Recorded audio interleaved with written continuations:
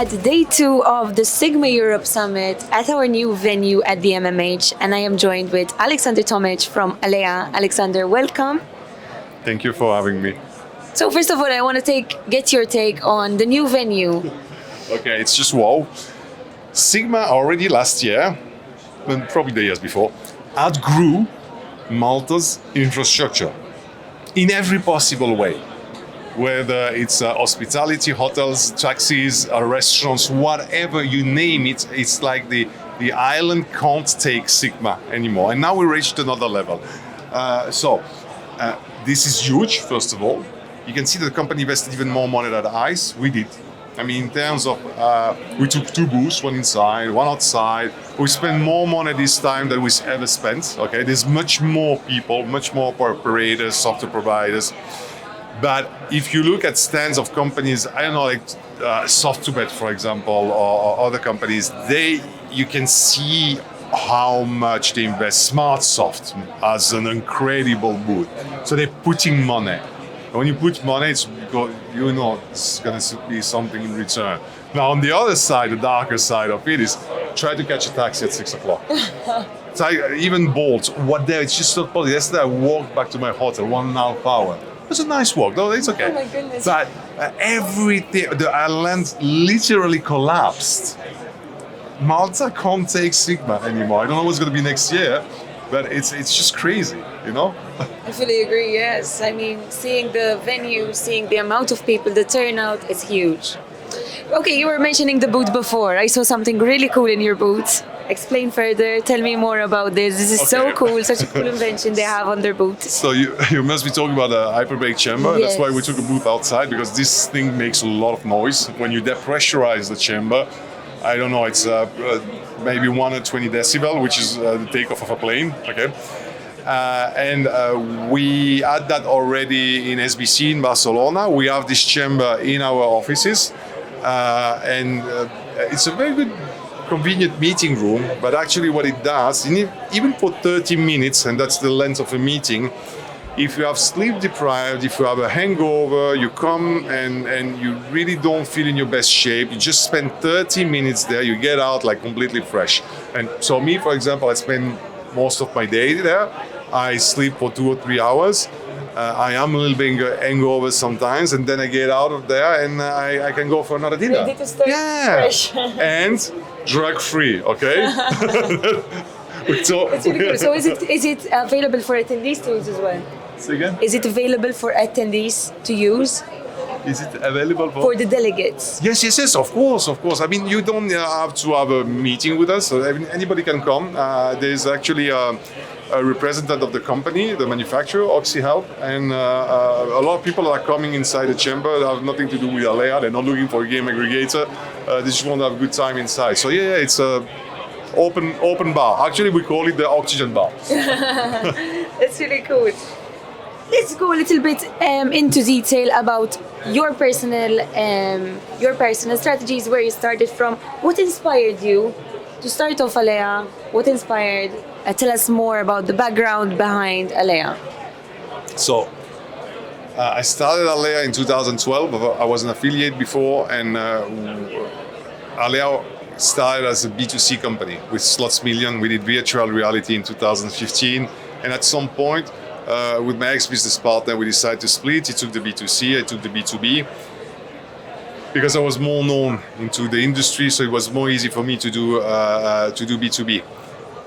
What inspired me? It's a very good question. I don't know if I could answer, if I have a source of model of inspiration now for the company. I'm thinking, you see my eyes going up. I don't know. What about the name? No, sorry? What about the name, Alea? Alea is very interesting. Alea means luck, literally luck in Latin. Nobody knows it. Even if you ask an Italian guy that speaks Latin, they don't know it. We have the brand. We have the alea.com domain, which is a 4-letter domain, which is very cool. And Alea is, for us, the goddess of luck. And actually what we did for the past 3 years, and she came in the office 6 months ago, we built a huge 700 kilo, 4 meters bronze statue of the goddess Alea. Actually, she's in SiGMA magazine. If you open up in the middle, she's there. You see this black goddess. She's dark. We wanted to have that in the office. We wanted almost the office to look like a church dedicated to gambling, and we wanted employees to understand that gambling is not just this thing where we take money from players. There's something sacred. There's a sacred nature of gambling. There's something magic in what we do, you know?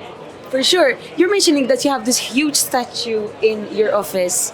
2 days ago, Alexandre and his team also won the Best Workplace of the Year award at our SiGMA Awards. Tell us more. So, we were lucky enough to have actually your guys, Mark Borg, a couple of weeks ago with Alexei, which is a cameraman who used to work for SiGMA, now he's a freelancer.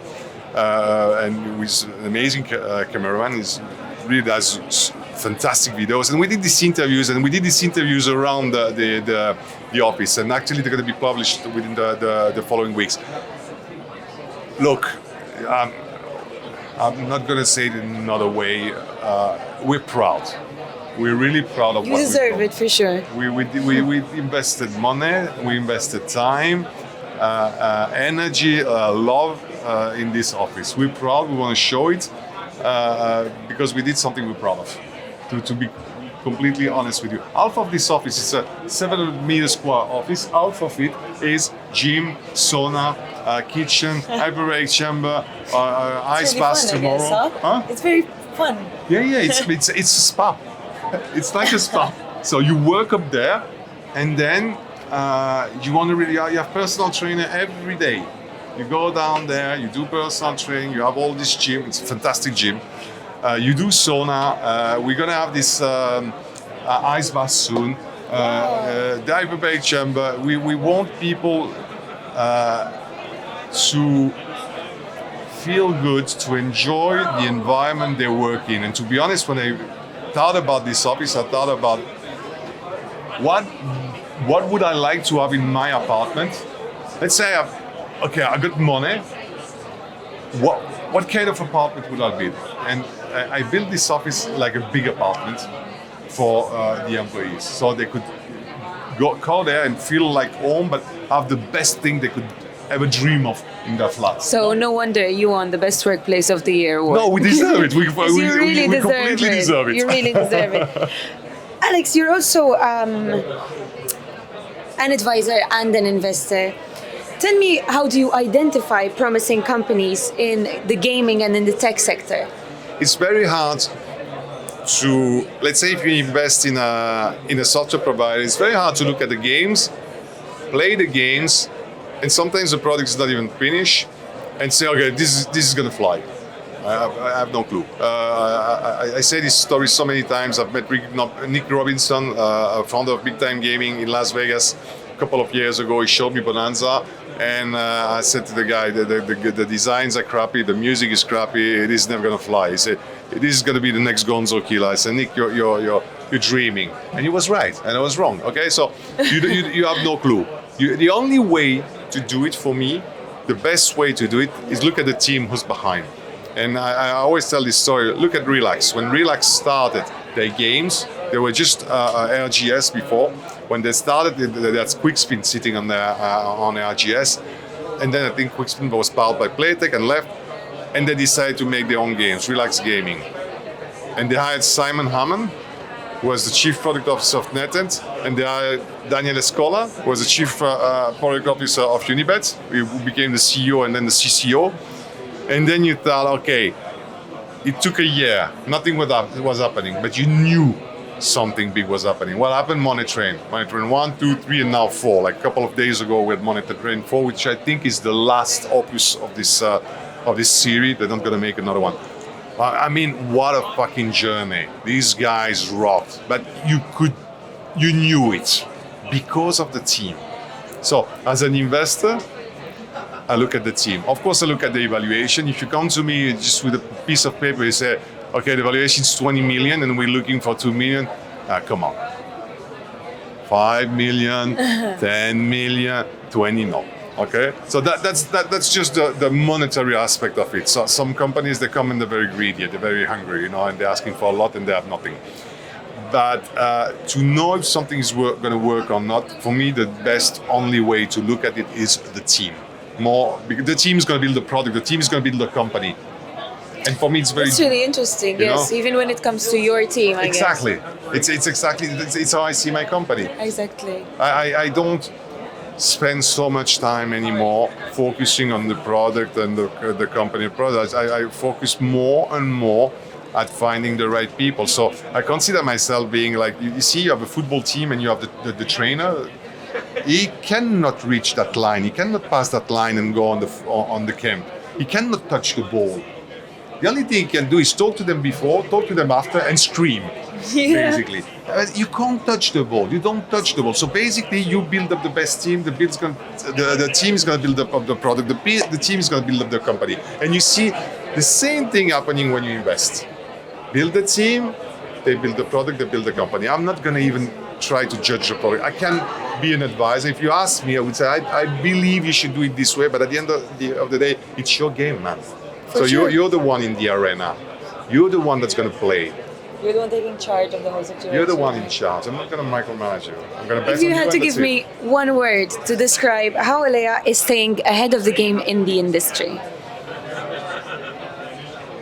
We're passionate about one very specific aspect of what we do. So we focus on one thing. We don't try to have a PAM, which is a player account management platform. We don't try to do that. We just do one thing, game aggregation. And within game aggregation, we do one specific thing, which is APIs. We're very good at developing APIs. And the more and more time passes, the more and more the industry understand how these APIs, especially gaming APIs with the latest hacks we see on a daily basis, are fundamental, they're important. You need to have a technological partner that knows to speak these gaming languages, because it's like in the banking industry. We are the only industry that's money in and money out.